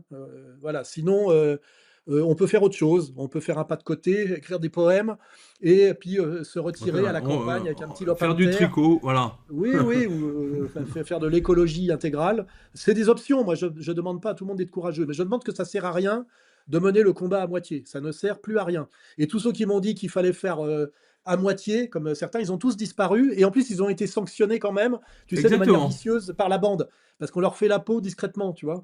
Et je ne vais pas citer de nom, mais j'ai 20 ans d'engueulade avec d'autres combattants, on va dire, qui n'étaient pas d'accord sur ma stratégie. Par exemple, qui consistait à séparer, tu sais, antisionisme d'antisémitisme. Tu sais, genre, je suis antisioniste, mais ça n'a rien à voir avec le judaïsme, qui était la ligne qui me valait d'être attaqué par des types comme Michel Colomb. Aujourd'hui, les instances dominantes israéliennes disent que ce qu'ils font, c'est-à-dire la politique d'Israël est justifiée par la Torah, hein, c'est-à-dire qu'ils sont l'État juif et que ce qu'ils font, ils le font au nom du judaïsme bien compris. Donc aujourd'hui, le travail honnête est fait par Youssef Indy. Il faut comprendre que l'idéologie Netanyahou va chercher sa source dans l'Ancien Testament. Il n'y a pas de rupture entre les deux. Alors après, on peut dire qu'il y a d'autres lectures moins littéralistes de l'Ancien Testament. Et ça, je l'ai déjà dit, j'ai dit oui, bah, ça amène aux évangiles. Hein. Quand on me dit, mais pour vous, on dit, mais il n'y a pas de bons juifs, je dis, bien sûr qu'il y a des bons juifs, ça s'appelle les chrétiens. c'est tout. Je finirai là-dessus. Alors moi, à propos de calendrier, j'ai une dédicace ce samedi, mais je ne sais pas quand la vidéo va sortir, à Chambéry, hein, le samedi, et surtout le 6 décembre au Logos, à Paris, donc à partir de 14h. Et ensuite, j'ai Mont-de-Marsan et Castres. Vous avez tout ça sur jovanovic.com ou la revue de presse. Et moi, mon calendrier, c'est de faire face à la justice suisse qui me promet de la prison pour provocation publique au crime, incitation à la haine et je ne sais pas trop quoi. Et comme je vous l'ai dit déjà pour ceux qui me suivent, je me défends sans avocat sur une ligne, la ligne Vergès, qui est une défense de rupture, qui est typiquement la seule ligne qui a du sens quand on est, comment dirais-je, dominé par une puissance qui ne respecte plus les règles qu'elles vous ont par ailleurs imposées. Voilà. Donc c'est ça mon calendrier, moi. C'est tenir tête en Suisse à ceux qui me persécutent au-delà des frontières. Hein, je rappelle, il y a des gens qui sont sans frontières, hein, car je rappelle que je suis persécuté en Suisse pour 2 instances et une personne qui sont françaises. Hein. Voilà. Donc, est-ce que la justice suisse protégera un de ses concitoyens ou est-ce qu'elle le livrera en pâture à des étrangers vu comment le secret bancaire a volé justement avec les Russes, avec les oligarques russes dont les comptes ont été donnés aux Américains au début de la guerre avec l'Ukraine, bon, là effectivement il faut se méfier quand même. Hein, Alain. Oui, mais moi je pose la question. Hein, je pose la question. Voilà. Je dis, est-ce que je serai protégé par mes concitoyens ou est-ce qu'ils me livreront à l'ennemi qui, par ailleurs, d'ailleurs, les persécute aussi et les méprise. Je rappelle l'histoire de l'escroquerie des comptes en déshérence. Hein. Comment dirais-je, ils sont pas rancuniers, ceux en ce moment qui me livrent à cette puissance étrangère, parce que pourtant, ils se sont bien fait escroquer par l'affaire des comptes en déshérence. Je dis ça pour que les gens aillent chercher sur Internet ce que c'est que ce dossier où la Suisse s'est fait racketter à mort de manière totalement abusive par des escrocs qui sont toujours les mêmes. Je rappelle qu'il y a deux figures très importantes. Il y a deux figures très importantes qui traversent l'histoire dans cette communauté. C'est le fauteur de guerre et l'escroc. Tu vois ce que je veux dire? C'est quand même les deux faux. Et souvent d'ailleurs, les gars ont les deux casquettes. Tu vois. Par exemple, Bernard-Henri Lévy est à la fois fauteur de guerre et escroc. Tu vois. Le petit Glucksmann aussi. Ces deux figures, voilà, ces deux figures, fauteur de guerre et escroc. C'est important. À bientôt donc, chers auditeurs, pour d'autres déclinaisons dans un nouvel épisode de Jusqu'où va-t-on descendre ?